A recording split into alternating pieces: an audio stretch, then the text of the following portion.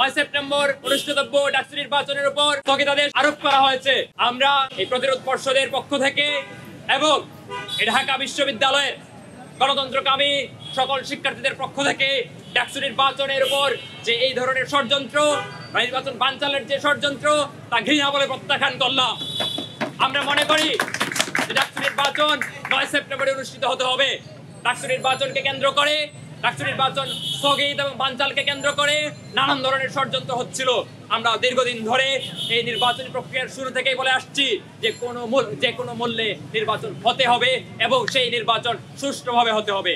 কোনো চালচুতুরি ষড়যন্ত্র এই বিশ্ববিদ্যালয়ের শিক্ষার্থীরা মেনে নিবে না।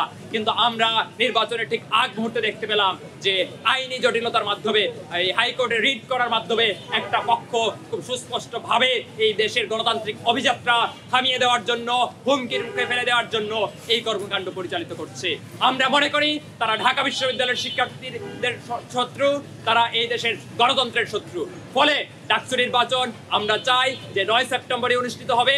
যদি কোনো মূল্যে এই নির্বাচনকে আটকানোর চেষ্টা করা হয়, এই বিশ্ববিদ্যালয়ের শিক্ষার্থীরা এবং এই বিশ্ববিদ্যালয়ের ছাত্র সংগঠন সমূহ এবং বিভিন্ন প্যানেলের যে প্রতিনিধিরা তারা কোনো মূল্যে এটা মেনে নিবে না। বৃহত্তর আন্দোলনের মাধ্যমে এই নির্বাচন আমরা অনুষ্ঠিত হতে বাধ্য করব। আমরা কোনো আইনি মার্কেটের মধ্যে ঢুকবো না। আমাদেরকে হাইকোর্ট দেখালে হবে না।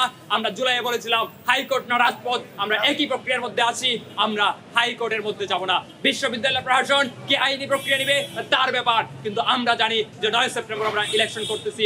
9 সেপ্টেম্বর বিপুল শিক্ষার্থীদের অংশগ্রহণের ভিতর দিয়ে এই নির্বাচন অনুষ্ঠিত হবে এবং নির্বাচন বানচালের যে চেষ্টা আমরা দেখতে পেয়েছি বিভিন্ন আইনি প্রক্রিয়ার মাধ্যমে বিভিন্ন গোষ্ঠী সেটা চলমান রেখেছে।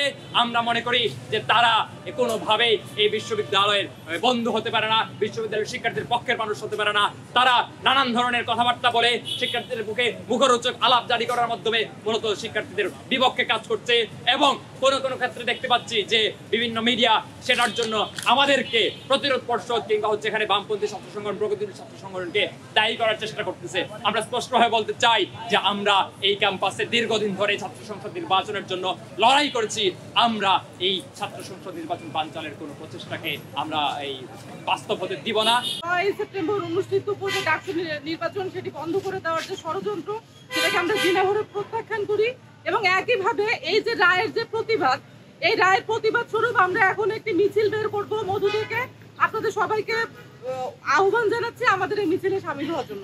9 সেপ্টেম্বর অনুষ্ঠিতব্য যে ডাকসু নির্বাচন, সেই নির্বাচনের উপর যে স্থগিতাদেশ দেওয়া হয়েছে সেইটা আমরা প্রতিরোধ পর্ষদ এবং ঢাকা বিশ্ববিদ্যালয়ের গণতান্ত্রিককামী সকল শিক্ষার্থীদের পক্ষ থেকে ঘৃণা ভরে প্রত্যাখ্যান করছি।